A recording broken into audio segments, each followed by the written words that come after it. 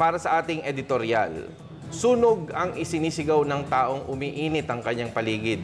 May kasabihan ang mga Pinoy na di baling pagnakawan daw ng ilang beses, huwag lang masunugan.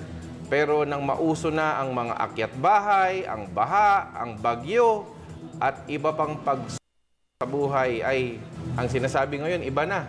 Mas masahol pa daw sa nasunugan.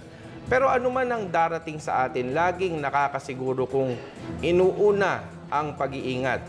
Ingat sa mga electrical appliances, maging mapili sa pagbili ng mga gadgets, siguraduhin ang kalidad ng mga produkto at iba pang pag-iingat. Ang Bureau of Fire Protection ay unang-unang nakatutok sa sunog, pero ang unang napapaso ay ang mga may-ari ng bahay.